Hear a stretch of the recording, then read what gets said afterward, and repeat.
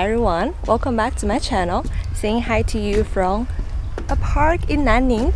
So I'm wearing my summer clothes because today is so hot. It's like 28 degrees in winter. Nanning is in winter and it's 28 degrees. Today I want to bring you along with me to walk around this park and let's have a little chat together.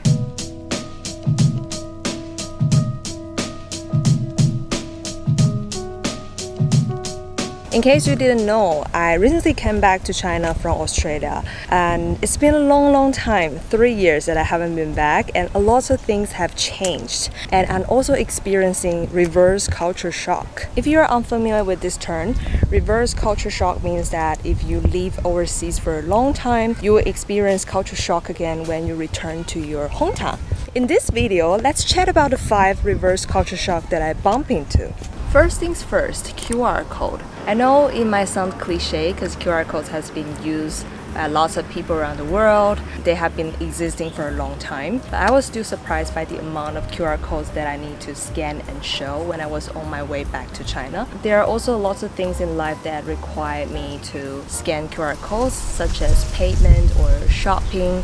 And I have to make sure that my phone always have battery or else I couldn't live in this city. So the second reverse culture shock is about places and trends. You know how fast China is developing in recent years, and even in my hometown, Nanning, a city where I lived for 18 years, I have this weird feeling that I'm a local but I don't feel myself as a local because I barely know lots of popular Wanhong places here. For this park, I didn't even know since when it became so pretty.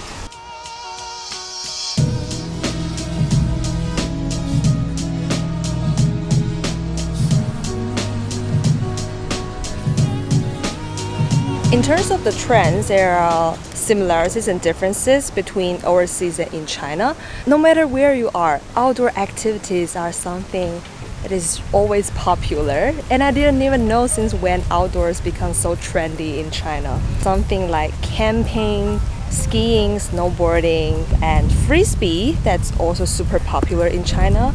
There are also unique trends, something like boiling tea on a stove with a bunch of people surrounded. I've never seen this before. I only tried this once I'm back in China. And I feel like there are so many places that are waiting for me to check out. You also have this feeling that once you are back in China, life becomes more vivid. I'm back! Okay, hi, I'm back. As we touch on places and trends, let's talk about the variety of lifestyle. So I just experienced China speed because I got a cold drink and I ordered it on a delivery platform and it just took like 15 minutes or 20 minutes for the drink to arrive. Anyway, so when I was in Melbourne, I usually just cook at home or dive in restaurants, and I seldom get any takeaways or deliveries because it takes forever for the food to arrive. But in China, takeaways and deliveries are so much faster and cheaper. Sometimes I even change the price into Australian dollars and I will get surprised by how cheap things are in China. And the convenience of digital platforms really sparked my shopping desire. And I didn't even know that you can even get deliveries of menstrual pads within 30 minutes. Speaking of that, another difference I noticed is about menstrual products. In Australia, there are various types like tampons, period cups, reusable period underwear, etc. Whereas in China, the products that I mentioned just now are less known by people, but there are more options for menstrual pads in China, and these pads are well developed and they are probably one of the best around the world. For me, after trying so many different products, I personally like to use tampons and pads interchangeably. I enjoy the convenience of tampons when doing sports, but most of the time, I like the coziness that pads bring to me. Personally, I think all the girls should be aware of period protection. It's not about drinking a lot of hot water or having Chinese medicine without doctor's prescription or getting cleansing products for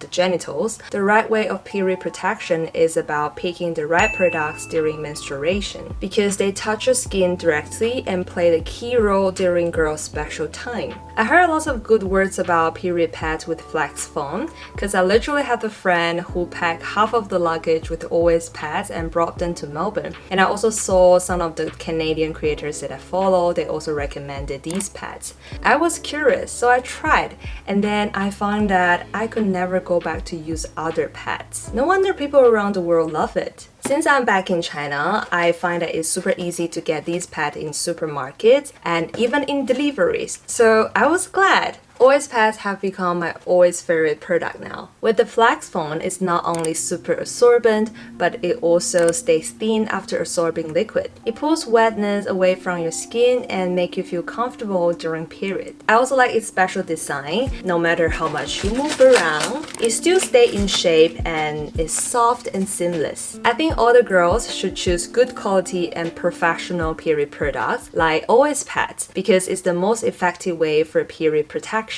Moving on, let's talk about another life-related topic that requires people to make big decisions.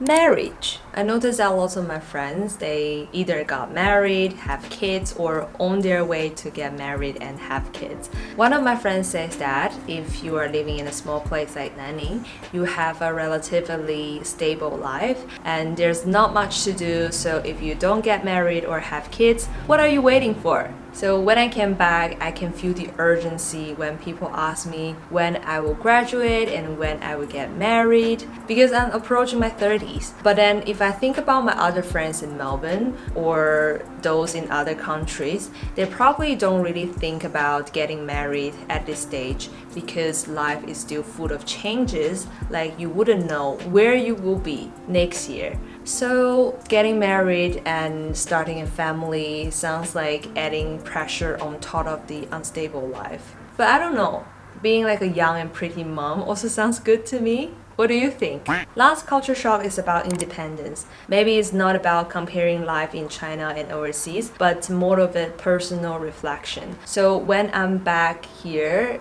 living with my parents, I feel like I'm back in my teenage years. No matter how many places that I've been to and how many times that I moved by myself, I'm always a kid when I'm with my parents. Although I have free will, like I can do what I want, I still don't feel myself as an independent human being. But maybe I don't have to be that independent either, because this might be the only time of the year that I can concentrate on my role as a kid.